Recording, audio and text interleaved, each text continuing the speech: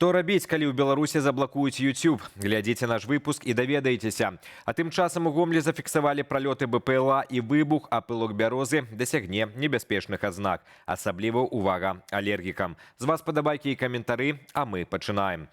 Звычайная велапрагулка ў Менску скончылася сур'ёзнай траўму і спецаперацыяй Міністэрства надзвычайных сітуацыяў. Учора ўвечары на вуліцы Асаналіева 10гадовы хлопчык не ўтрымаў раўнавагі і няўдала упаў з ровара. На дапамогу дзіцяці прыйшлі прафесіянальныя ратаўнікі.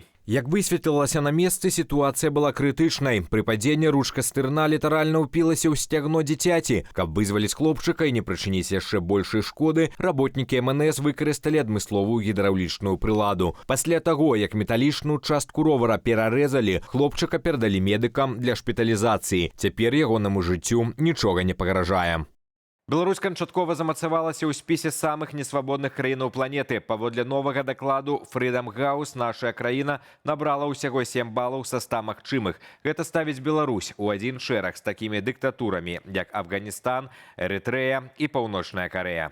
Беларусь атрымала 0 за свабоду медыяў, права на выказванне меркаванняў і справядлівы суд. Пасля так званых выбараў 25-го года, якія прайшлі ва ўмовах татальнага ціску, палітычныя правы грамадзянаў фактычна знішчаныя. Рэпрэсіі зрабіліся сістэмную часткай кіравання, а колькасць палітвязняў станам на канец мінулага года перавысіла 1100 чалавек. На фоне Беларусі нават Расія атрымала 12 балаў. Суседнія ж краіны Еўразвязу, Польша, Літва і Латвія застаюцца ў групе вольных дэмакратаў з высокімі паказнікамі каля 90 балаў. Украіна, нягледзячы на вайну, захоўвае статус часткова свабоднай краіны з 51 балам. Аўтары дакладу папярэджваюць, што свет сутыкаецца з глобальным наступам аўтакратыяў. Беларусь у гэтым працэсе сталася прыкладам таго, як краіна можа перайсці ў стан устойлівага і жорсткага таталітарызму. Больш падрабязна пра даклад Freedom in the World 2026 чытайце ў вялікім матэрыяле Ганны Халтыгінай на belsat.eu. Напярэдадні сусветны відэахостынг YouTube нанёс маштабны удар па беларускай дзяржаўнай прапагандзе. Без папярэджэння былі цалкам выдаленыя каналы найбуйнейшых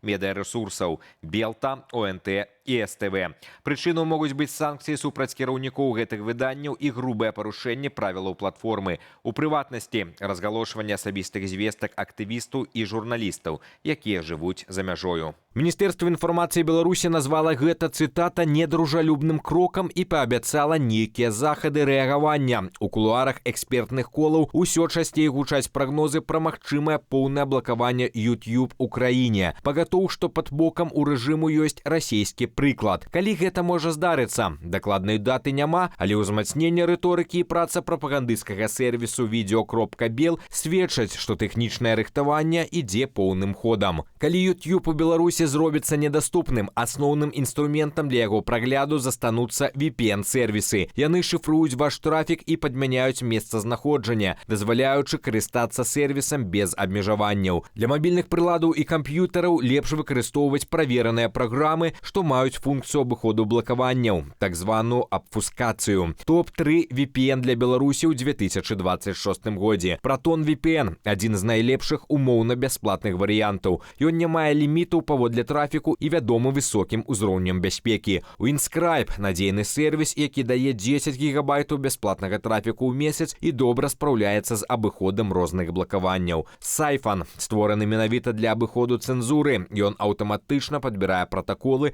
што складана заблакаваць правайдерам. Таксама ёсць процьма магутных платных сервісаў, аплаціць якія могуць вашыя сваякі за мяжою. Адмыслоўцы раяць пампаваць і наладзіць хаця б 2 розныя VPN ужо цяпер.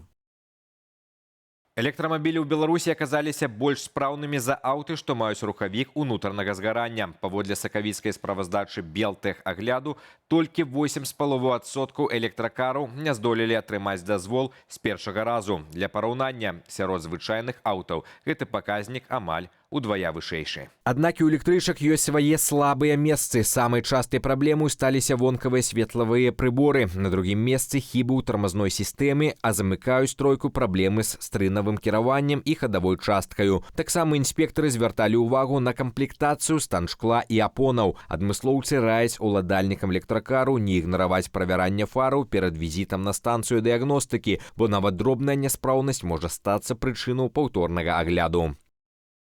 Квіткі на першыя два хатнія матчы менскага «Дынама» ў другім раўндзе плэй-офф Кубка Гагарына цалкам распрададзеныя. Гэта адбылося яшчэ да пачатку іх паступлення ў свабодны доступ. Першая гульня зубру супраць казанскага «Акбарса» адбудзецца 9 красавіка, другая 11. Кошт білету на Менск-арэну вагаўся ў межах ад 45 до 600 рублёў. У бягучым сезоне ўсе 36 хатніх матчаў менскага клуба сабралі аншлагі. У папярэднім раўндзе беларуская каманда прайшла маскоўскае «Дынама» з лікам 4-0 у серыі. «Акбарс» перамог «Трактар» у 5 двубоях.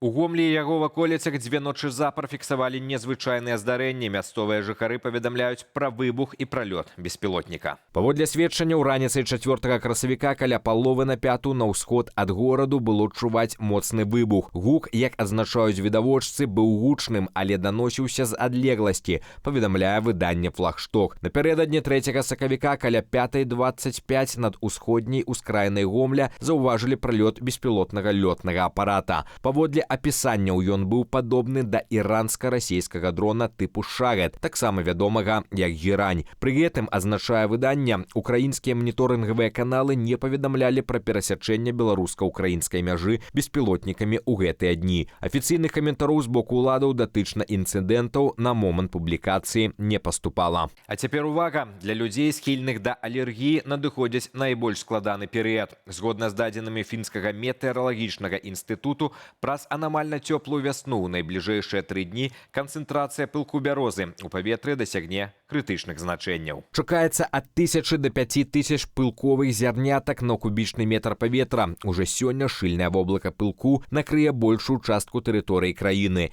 Найбольш высокія паказнікі прагназуюцца ў паўднёва-заходняй палове рэспублікі. Спецыялісты называюць пылок бярозы самым агрэсіўным вясновым алергенам. Пры такіх высокіх значэннях вострыя сімптомы могуць трапіцца нават у людзей з нізкай адчувальнасцю. Медыкі рэкамендуюць па магчымасці менш бываць на вуліцы, калі надвор'е сухое і ветранае. На гэтым у нас усё. Беражыце сябе. З вами быў Руслан Ігнатовіч. Пабачымся заўтра.